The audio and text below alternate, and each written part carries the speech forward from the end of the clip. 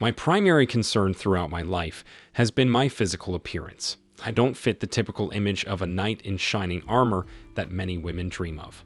Standing at an average height, I'm a simple guy with minimal body fat.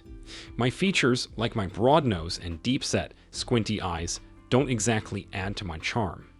Though I'm fortunate to have all my teeth and hair, it doesn't elevate my overall appeal. Working as a heavy equipment operator, I keep my sandy hair trimmed short for practicality. It's easier to maintain and keeps out of my face.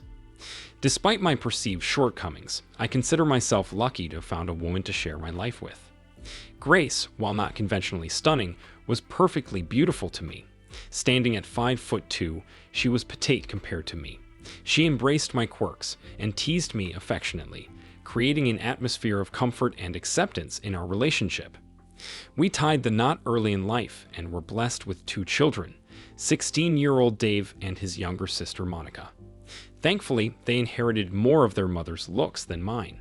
Both kids were bright and well-behaved, filling me with pride as a father and adding to the contentment of our family life. I was employed by my Uncle Henry, working as a heavy equipment operator in what amounted to a family-run enterprise. While Uncle Henry was the one overseeing operations, the rest of us received salaries and put in as many hours as possible. At the end of each year, any profits not earmarked for new equipment were divvied up among the family members, a setup that suited us well. Meanwhile, Grace found employment at a small company specializing in property appraisals for banks and investment firms. Although she wasn't directly involved in the appraisal process, she handled various clerical tasks such as typing, filing, and data entry. Life was comfortable, and I should have been content with that. However, it was a seemingly insignificant incident that sparked a chain of unsettling thoughts. I happened to notice what looked like a hickey on my wife's neck. Normally, I would have playfully teased her about it, but this time, for some inexplicable reason, I held back.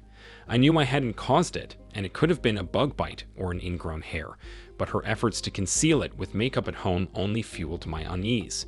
While I could understand her desire to cover it up when going out, I couldn't shake the question of why she felt the need to do so at home.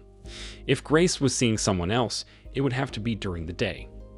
She never ventured out alone at night, and I was always by her side when she did. I was certain she wasn't meeting anyone at our house. The thought gnawed at me for an entire week, even after the love bite had faded, leaving only the lingering memory. Our intimate life remained intact. While perhaps I wasn't as romantic as I could have been, I made efforts, buying her flowers unexpectedly, never forgetting her birthday or our anniversary.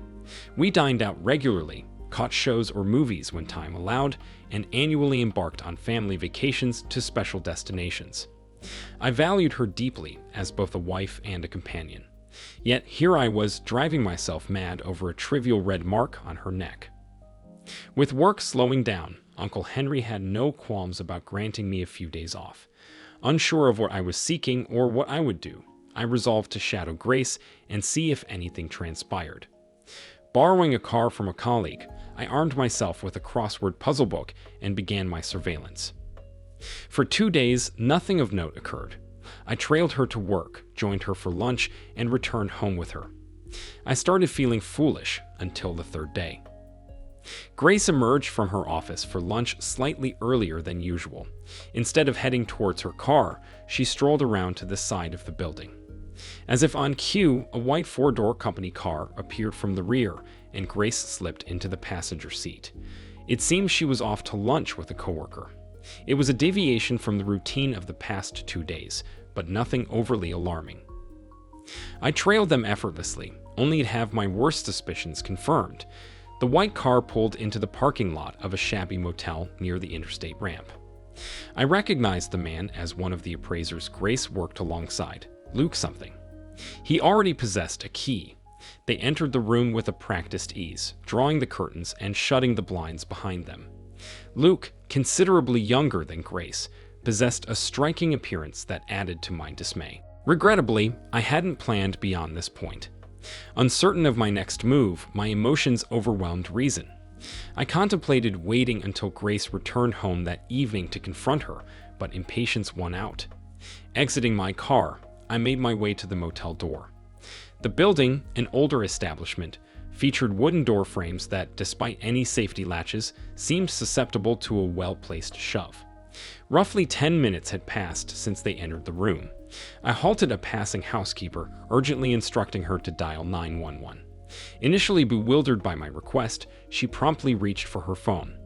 I decided to grant them another 5 minutes before considering more forceful action, though my patience waned after only 2. I crashed into the door with all my might, using my right shoulder as a battering ram. The safety lock buckled under the force, causing the hinges to rip out of the wall. The door thundered to the ground with a deafening crash, startling Grace and her lover. They lay naked in the bed, and before he could even react, I seized him by the neck. The sight of my wife entangled with another man sent me into a rage beyond comprehension. It was his fault, knowing she was married, and hers for the same reason. Fury consumed me entirely. My wife had never witnessed such violence from me before. Luke faltered under the initial onslaught, unable to move or catch his breath. I took my time, methodically delivering blow after blow. Amidst the chaos, Grace pleaded for me to stop, even attempting to intervene at one point. In the heat of the moment, my elbow inadvertently struck her mouth as I recoiled from a strike. She went flying across the room, and then everything went dark. When I came to, I found myself handcuffed in the back of a police cruiser. EMTs wheeled Luke out on a gurney, and Grace stood by the ambulance, her lip being tended to with a motel sheet wrapped around her. As she caught sight of me in the cruiser, she burst into tears. A female police officer escorted her back into the room as the police car pulled away from the motel parking lot. I didn't contest the charges or request a lawyer or trial. Justice was swift, and my actions were deemed premeditated since I had instructed the maid to call 911 before breaking down the door. But the specifics of the verdict mattered little to me. I was handed a 2-year jail sentence. Before heading off to the state lockup, my brother Martin was the only one who managed to see me.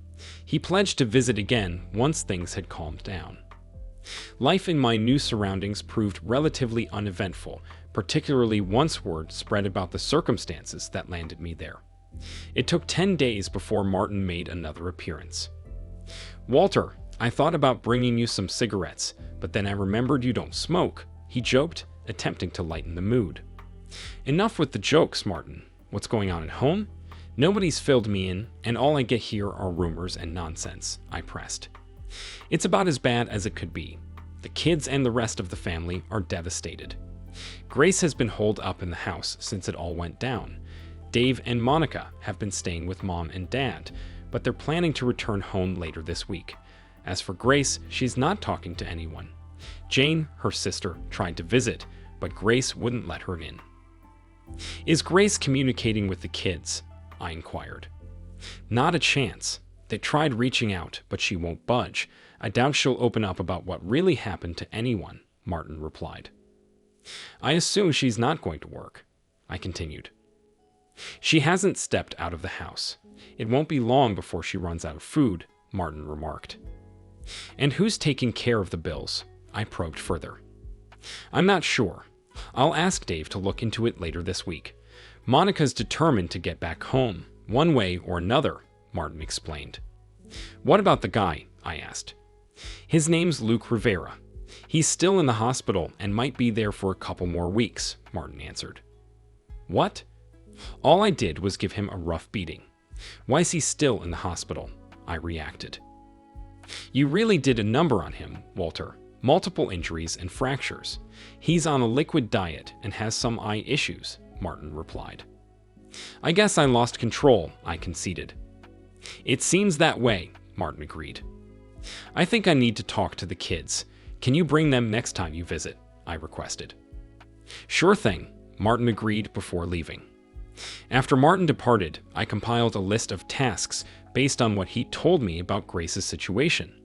I felt a sense of responsibility to ensure the household continued to function smoothly, at least until the kids finished school. 5 days later, Dave and Monica arrived, sans Martin. "Where's your uncle?" I inquired. "He had to work.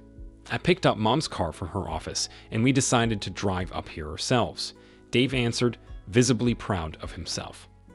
"Why was Mom's car at the office?" I questioned. "It's been there since the day you were arrested. Mom never retrieved it. She hasn't driven or left the house since," Dave explained. "Is she okay?" I inquired, concern etched on my face. Monica shook her head, her gaze lifting. "No, she's not talking and just seems lost. She won't respond to questions and refuses to answer the phone. The answering machine is full. I tried to handle as many calls as I could, mainly from relatives. There were even reporters trying to get through," she relayed. "Do you two want to stay with your grandparents, or will you be okay at home?" I asked, worried about their well-being. "I think we'll manage, Dad. We just need to establish some sort of routine," Dave assured me confidently. I felt a sense of relief seeing my children taking charge of the situation. Over the next hour, we brainstormed various strategies for managing their situation, and I offered my assistance where possible. Still receiving my salary, I proposed setting up autopay for all the utility bills. I advised Monica to retrieve her mother's ATM card, enabling them to access cash and use it as a debit card for other expenses. Dave agreed to handle yard work and vehicle maintenance, while also assisting Monica with household chores and cooking. Apparently, Grace was still capable of caring for herself, but had withdrawn from social interaction entirely. Monica mentioned her mother's newfound compulsion for cleanliness and home organization, though it remained unclear whether this was a positive or negative development. Before departing, I instructed Monica to convey to her mother my desire to discuss what had transpired. Monica expressed doubts about Grace's willingness to engage, but she promised to make the effort. Despite Monica and Dave's persistent attempts, Grace never visited me in prison, nor did she call or write.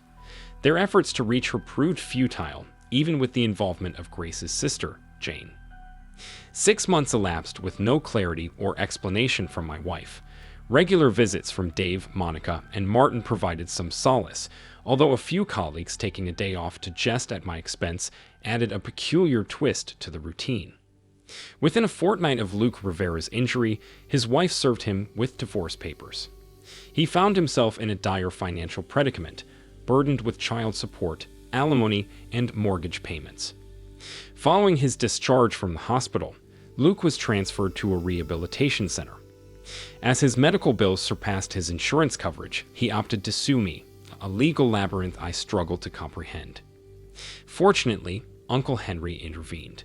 In a matter of days, our company lawyer countered with lawsuits against Rivera for alienation of affection and against the company where Rivera and Grace were employed. The lawyer's adept maneuvers led to a sudden dissolution of all legal proceedings on both sides. Though I didn't receive any compensation, I also avoided any financial liabilities. 3 months later, the domestic scene remained unchanged. Dave had completed his schooling and enlisted in the Air Force, set to depart in a month's time. With Monica now possessing her driver's license, they felt confident that his absence wouldn't present logistical hurdles. However, Grace persisted in her refusal to answer phone calls and remained confined to the house. While she wasn't directly causing issues for Monica, the status quo seemed unsustainable. Grace had begun flatly refusing Monica's attempts to facilitate communication between us or to arrange visits. Following Dave's departure, Monica started visiting me alone, occasionally accompanied by Martin. Grace's sister Jane made a solitary visit, though her purpose remained a mystery to me. Approaching nearly a year into my sentence, my wife had withdrawn completely, refusing to engage with me or anyone else. I dedicated countless hours to pondering our predicament. Grace never extended an apology, nor sought forgiveness, nor provided any explanation for her infidelity. She offered no ideas on how to mend our relationship or rectify the situation. In her eyes, nothing had gone awry, and her disregard for my feelings made me feel insignificant and dismissed. It seemed she deemed me unworthy of her time or consideration, leaving me feeling like an inconsequential nuisance, a mere annoyance to be rid of once Walter's problem was resolved. These thoughts consumed me, igniting an inner rage that simmered beneath the surface. Luke Rivera had completed his rehabilitation and settled into an efficiency apartment near his workplace. According to Martin, he walked with a limp and exhibited a twitch in his right eye, evoking a twinge of sympathy from me. until Monica shared unsettling news. During Grace's shower, Monica sought out my doll from her mother's purse and stumbled upon a prepaid cell phone concealed at the bottom. It contained only one programmed number. Monica meticulously recorded both the phone's number and the stored contact. The revelation was disconcerting. While reconciliation with Grace seemed increasingly unlikely given our circumstances, the notion of her maintaining contact with Rivera ignited a surge of fury within me. 2 weeks later, an announcement came: 127 of us would receive early release, and my name was among them. I had navigated my time in jail without incident, secured employment for my release, and carried the status of a first-time offender. It felt like an extraordinary stroke of luck. Martin and Monica arrived to fetch me, and I made the decision to reside at my parents' home for a while, giving Grace time to adjust to my presence. However, this precaution turned out to be unnecessary. Grace had vanished. For the first time in a year, she left the confines of our house without a word or a note, taking most of her belongings with her. It spared me from confronting her about her infidelity again, or rather, she avoided facing me. I looked forward to hearing her explanation, although I doubted she would offer one, given her previous silence on the matter. I also learned that Luke Rivera had abruptly quit his job that same week, which struck me as intriguing. Rather than staying with my parents, I opted to move back into the house with Monica. She seemed relieved to have me home, particularly since she had acquired a steady boyfriend in my absence.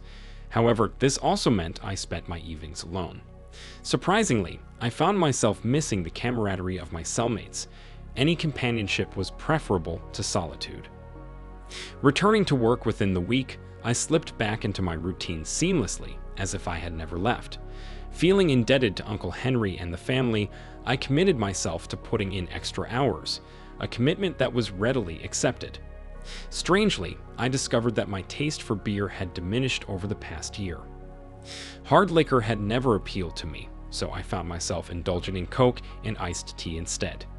Despite some teasing from my colleagues, I remained steadfast in my choices, impervious to peer pressure. The nights were the hardest, filled with thoughts of Grace and Luke Rivera. They made a mockery of me.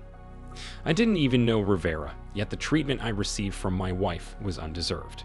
I had never mistreated her, never resorted to physical or verbal abuse. I had always shown her respect and affection. I had done nothing to warrant her disdain. Yet it seemed she didn't hate me. She simply felt nothing at all, discarding me like an old slipper without a second thought. It was a deeply humiliating experience.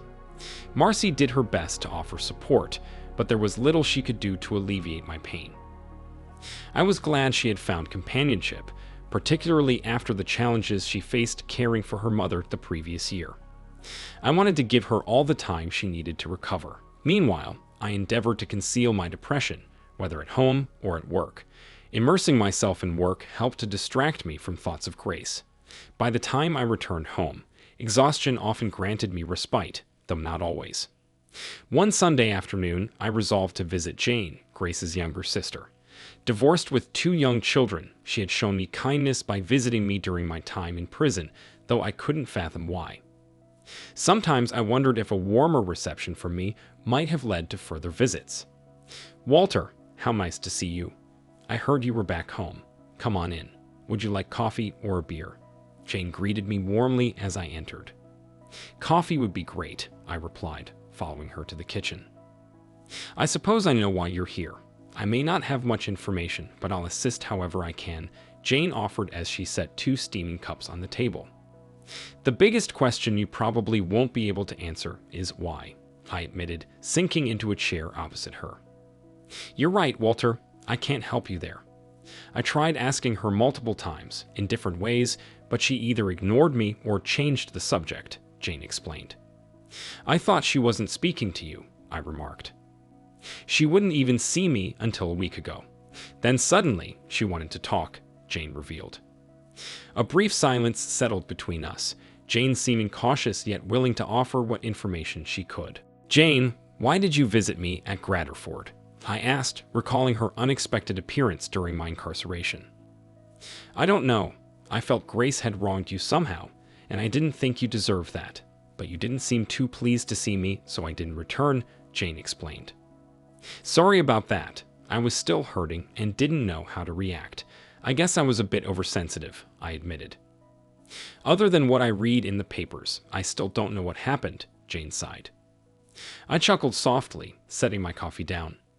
"It's simple. She cheated. I caught them, and I dealt with it. End of story. Except you spent a year in jail," Jane pointed out. "I like to think of it as a vacation. Better than one of those damn cruises," I joked, but neither of us found much humor in the situation. "What are you really here for, Walter?" Jane asked, cutting through the tension. "Where is she?" I inquired bluntly, hoping for a straightforward answer. "Reno," Jane replied, surprising me with her candor. "Grace came to see me to discuss my divorce." I couldn't provide the answer she was seeking, Jane added, offering a glimpse into Grace's recent actions. "Why?" I pressed for more insight. "She's seeking a divorce that will allow her to sever ties with you completely, without any direct contact or interaction. I informed her that such an arrangement isn't feasible here. She seemed disappointed. Initially hesitant about Nevada due to residency requirements, she ultimately saw it as her only option. Her employer has a branch office in Reno, and the man she's with, Luke something, managed to secure a transfer there. She plans to file for divorce as soon as she meets the residency criteria," Jane explained. It all clicked into place, though I didn't relish the clarity. I couldn't fathom why she didn't initiate the divorce while I was in jail. I would have gladly signed the papers upon receiving them. Her delay seemed to have backfired. What did I do wrong, Jane? I posed that question to my sister as she left. She simply smirked and exited without offering an answer, Jane recounted. I suppose she decided I wasn't attractive enough. I wish she'd realized that before we married, I mused bitterly. Then you wouldn't have had Dave and Marcy, Jane reminded gently. A faint smile tugged at my lips. True. Walter, my husband, was handsome, but he was a scoundrel. Attractiveness isn't reason enough to marry a man. I won't make that mistake again, Jane asserted, her voice firm with resolve. I suppose I'll have to look for a divorcee who used to have a handsome husband. Maybe I'll have better luck next time, I remarked foolishly, only realizing the stupidity of my words once they left my lips. Flustered, I hastily stood up and thanked Jane for the coffee and conversation. It dawned on me why she had visited me at Gradderford. It seemed I wasn't just unattractive. I was also a bit slow on the uptake. As I departed, Jane appeared slightly embarrassed, and I felt a pang of remorse. To distract myself, I booked a week-long Caribbean cruise and gave the ticket to Martin as a gift. Being unmarried, I knew he would relish the trip, especially with my covering the expenses. In return, I borrowed his car, preferring to keep him in the dark about my intentions. It took me 3 days to drive to Reno. Upon arrival, I located a vacant bank repo house just east of Sparks and easily arranged for Luke Rivera to visit and conduct an appraisal. He arrived equipped with his clipboard and tape measure. 30 minutes later, he found himself in the trunk of Uncle Martin's car, bound for the east. About 30 miles outside Winnemucca, I found a secluded turnoff that suited my purpose. I wasn't sure where the dirt road led, but I only needed the first mile. Though Luke had been breathing when I stashed him in the trunk, he apparently decided to cease at some point during the journey. It was regrettable, as I had hoped for further conversation. Opting for a desolate ravine with rocky terrain and rugged vegetation, I relieved him of his watch, wallet, and cell phone before disposing of the body. Perhaps someone would stumble upon him eventually, but not until the local wildlife had finished with him. Continuing my journey eastward, I found myself feeling somewhat vindicated, though it was a sensation I hadn't anticipated. I'd never considered myself vengeful, but apparently I had it in me. Stopping at a casino in Elko, I discreetly left Luke's wallet in the men's room, confident that someone would stumble upon it and make good use of the credit cards. With no report filed for a missing wallet, no one would likely flag any unauthorized transactions. As for the watch, it held no particular value, so I discarded it in a nearby trash bin. Crossing into Utah, I resolved to call Jane once I reached home. Perhaps it wouldn't lead to much, but at least I could enjoy a nice meal with her at a restaurant. Starting to feel a sense of satisfaction with myself, the ringing of my cell phone interrupted my thoughts. The caller ID displayed the same number Marcy had provided. It seemed I was about to have a conversation with my wife after all. "Luke, where the hell are you? Luke, are you there? Answer me," came her frantic voice. My unmistakable gravelly voice would give me away instantly. "I'm sorry, you have the wrong number," I responded, feeling a pang of guilt. I listened for a brief moment, just enough to catch my wife's despairing words, "Oh God, no." Without hesitation, I tossed the cell phone out of the car window. In a few days, I'd be back home. I could only hope Martin was making the most of my vacation. Thank you for watching this video to the end. If you liked it, please like it and subscribe to the channel. See you soon.